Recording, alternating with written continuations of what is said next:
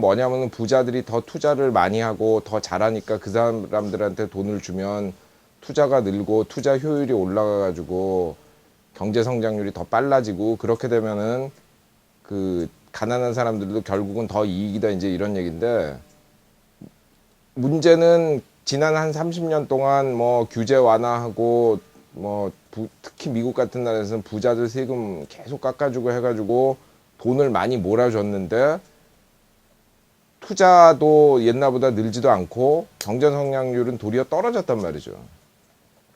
그러니까 이제 얼핏 얘기하면 사람들 그래도 뭐 옛날보다 우리가 다 잘 살게 되지 않느냐 그런데 그거는 잘못된 비교예요. 왜냐면은 우리가 지금 얘기하는 거는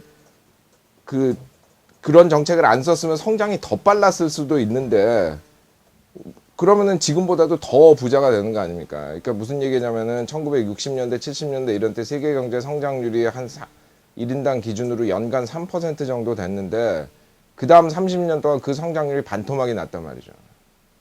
그러면은 그렇게 부자들한테 열심히 돈을 몰아줬는데 나온 결과라는 게 도리어 성장률이 떨어졌다는 건, 이거는 그 정책이 너무 말이 안 된다는 그 가장 좋은 증거죠. 그러니까 예를 들어 성장률이라도 올라갔다면 불평등이 늘었어도 그래도 뭐 전체적으로 파이가 커지지 않았냐 이런 얘기를 할 수가 있는데, 이거는 파이가 커지는 속도가 줄어들었단 말이죠. 도리어 그렇게 몰아주고, 그리고 불평등은 불평등대로 늘고, 그럼 과연 뭘 위해서 그 사람들한테 돈을 그렇게 몰아준 거냐, 그런 질문을 할 수 있는 거죠. 글쎄, 그러니까 뭐 러시아 혁명 때 얘기를 잠깐 하자면, 이제 처음에 이제 그 전까지 아무 나라도 해본 적이 없는 이제 사회주의를 한다고 시작을 해가지고 하는데, 결국 그때 처음에 러시아가 닥친 문제가 막스의 사회주의 이론은 이제 자본주의가 발전한 다음을 전제하고 얘기하는데 그런 게 아무것도 없단 말이에요. 그러니까 일단 말하자면은 제조업이랑 이런 걸 발전을 시켜서 어느 수준에 올라야 뭘 하는데, 그렇게 하려니까 결국 뭐 대부분이 농촌이기 때문에 결국 투자를 위한 자원을 농촌에서 뽑아오는 수밖에 없거든요. 그래서 처음엔 이제 막 거기서 가격을 조작해가지고 많이 자원을 뽑아왔는데, 그렇게 되니까 이제 너무 반발이 커졌고, 그래서 이제 그거 가지고 이제 대립을 한 거예요. 그래서 이제 뭐 레닌이 신경제 정책 그래가지고 NEP라고 했을 때 그 논리를 지지한 사람들은 뭐 그때 이제 스탈린도 그걸 지지했죠. 스탈린, 부카린 뭐 이런 소위 우파들이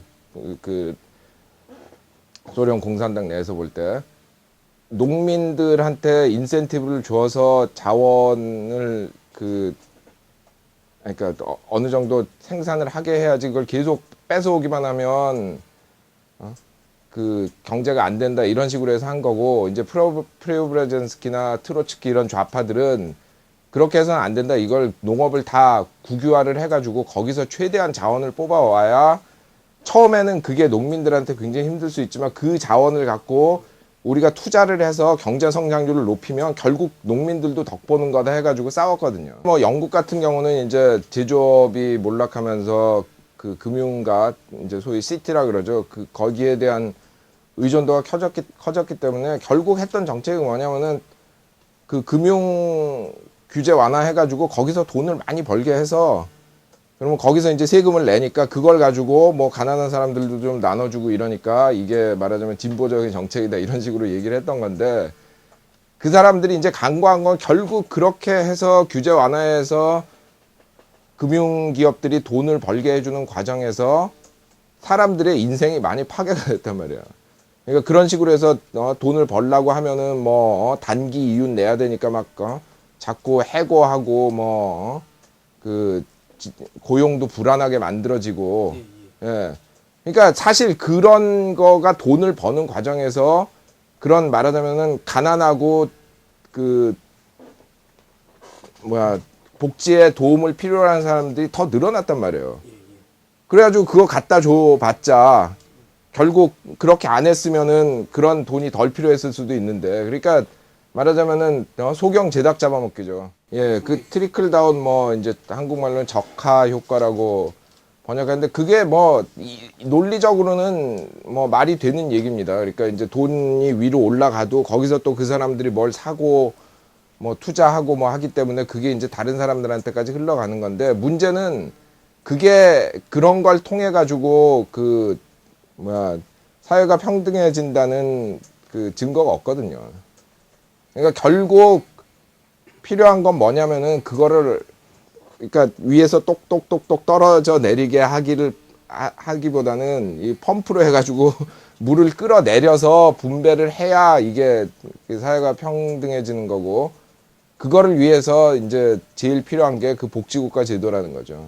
그 복지국가를 통한 이제 그 소득 재분배가 되잖아요. 그걸 하면 이제 그 돈을 많이 버는 사람은 그 누진세로 해서 세금을 많이 내고, 또 돈을 못 벌고 벌 처지가 안 되는 사람들은 복지제도를 통해서 기본적인 혜택을 받고, 그러니까 그런 그 복지국가를 통한 재분배가 이루어지기 전에는 예를 들어 스웨덴하고 미국하고 그 불평등과 거의 비슷해요.